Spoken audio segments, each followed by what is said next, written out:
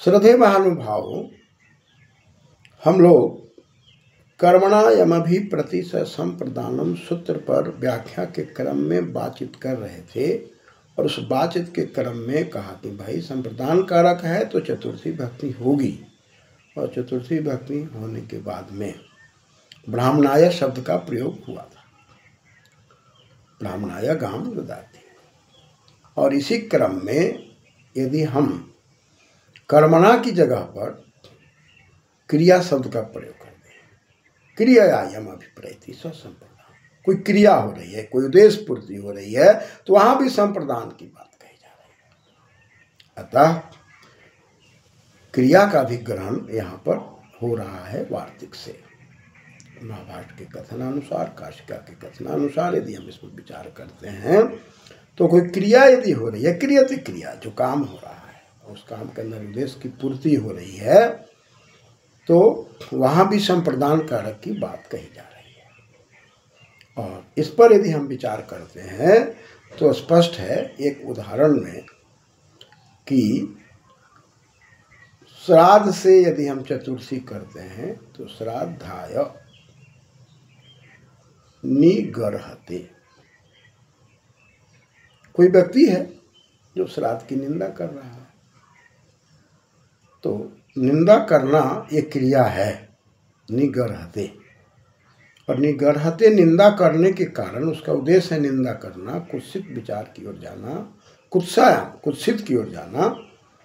वह सोचे या न सोचे, वो जो भी करे, लेकिन इस प्रकार का यदि भाव है तब भी संप्रदान कारक की बात कही जा रही है और चतुर्थी की बात कही जा रही है। तो शब्द है श्राद्धाय, श्राद्ध से श्राद्धाय, श्राद्ध के लिए निंदा की बात। श्राद्ध से, जैसे श्राद्ध बालकः बालकाय, श्राद्ध श्राद्धाय। श्राद्ध पर भी यदि हम विचार करें तो यह भी एक विवादित विषय है जिसको आदमी ठीक से नहीं समझ पा रहा है। इसमें सबसे पहला विचार है कि श्री पाके धातु है और डति प्रत्यय लगा, डति का अत बचा, बन गया श्रद्ध।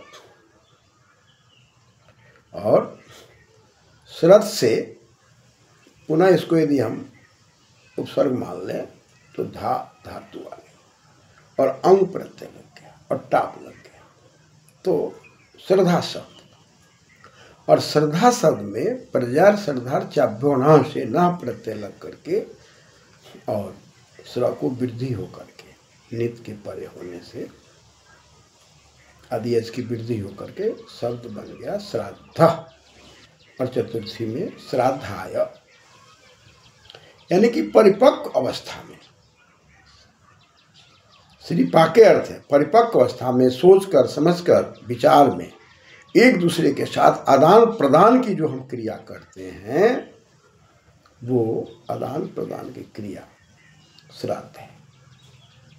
और श्राद्ध के अंदर एक देने वाला व्यक्ति है, एक लेने वाला व्यक्ति है। तो हम लोग अस्पिरी गिरी पति दैनिंदा श्रद्धाभ्यो आलू से आलूच प्रत्यय करते हैं तो श्रद्धालु।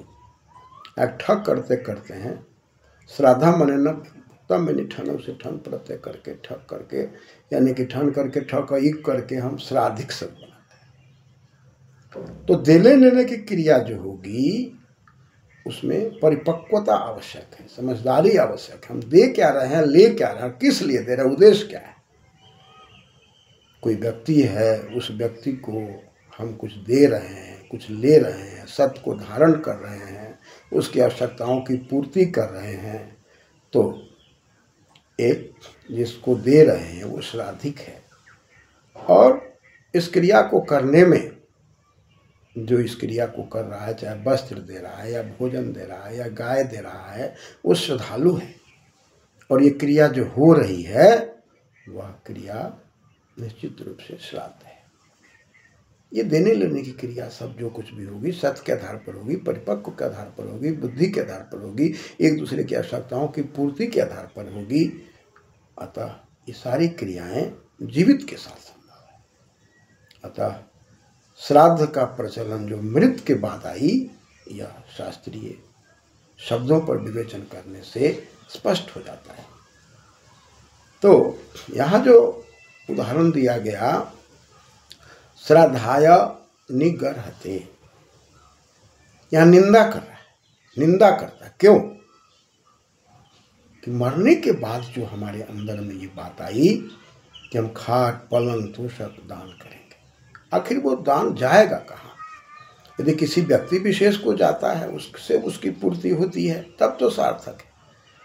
लेकिन हम दान करें किसी के नाम पर, मिले किसी को, तो वह सार्थक नहीं है। इसलिए यह निंदा की बात आ रही है। इसलिए शास्त्र स्पष्ट कहता है कि श्राद्ध कर्म की निंदा हो रही है।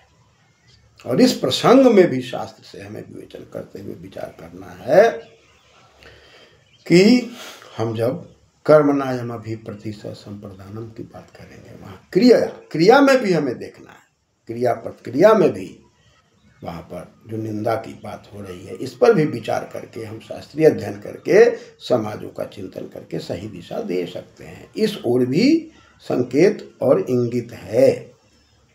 साथ ही साथ हम इस सूत्रों के विवेचन में बात यदि करते हैं तो एक और वार्तिक महाभाष्य के अंदर आता है, और उस वार्तिक में साफ बात कही गई है कि कर्मणा, यानी कि कर्म के द्वारा, साधन के द्वारा, करण संज्ञा, कर्मणा करण संज्ञा। और फिर बात आ रही है कि संप्रदान संज्ञा, कर्म संज्ञा, यानी कि जो कर्म है उस कर्म में करण की बात आ रही है, और संप्रदान में कर्म की बात आ रही है। ऐसा भी प्रयोग देखा जाता है। जैसे हम कहते हैं कि पुरोडाशम देवाय यजते। पुरोडास, उसको अपूप भी कह सकते हैं, पुआ भी कह सकते हैं। वो यज्ञ के लिए विशेष प्रकार से घी आदि से आटे के द्वारा बनाया जाता है, वो पुरोडास है। पुरोडास से हम देव की हवि कर रहे हैं, अग्नि देवता को हवि दे रहे हैं, चाहे रुद्र देवता को हवि दे रहे हैं, सूर्य देवता को हवि दे रहे हैं, वातावरण को शुद्ध करने का हम प्रयास कर रहे हैं। तो ऐसी परिस्थिति में यदि हम कहते हैं पुरोडासम देवाय यजते, तो पुरोडासम के जगह पर करण संज्ञा, यानी कि पुरोडासेन, संप्रदान के जगह पर कर्म संज्ञा। तो वहाँ पर हो गया पुरोडासेन देवम यजते। पुरोडास के माध्यम से देव को यजन किया जा रहा है, उनको हवि दी जा रही है। तो यहाँ पर आप देख रहे हैं कि इस वार्तिक में कि कर्मणा करण संज्ञा वक्तव्या, संप्रदान संज्ञा कर्म च, और संप्रदान संज्ञा में कर्म हो जा रहा है और कर्म में करण हो जा रहा है। तो इस प्रकार से भी व्यवहार के अंदर जो देखा जाता है, व्यवहार के अंदर जो उपयोगिता दिखाई पड़ती है, जो साधन है, अतः उस साधन के माध्यम से वहाँ पर कर्म की प्राप्ति हो रही है, और आदान प्रदान में भी कर्म की प्राप्ति हो रही है। इस प्रकार का भी व्यवहार व्याकरण के शास्त्रों में देखे जाते हैं, और इन सभी शास्त्रों में चिंतन मनन करके, सूत्रों का सदुपयोग करके, केवल पठन पाठन में नहीं बल्कि व्यवहार में, लोकाचार में भी हमें इसको समझने की आवश्यकता है, जैसा कि मैंने आपको कन्यादान की ओर संकेत किया है।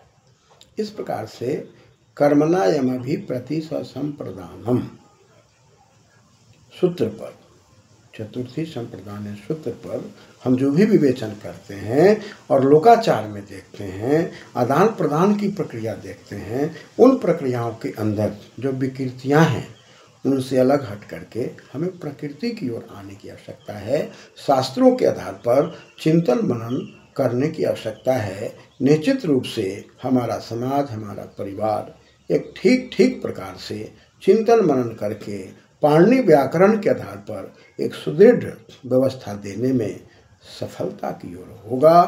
धन्यवाद।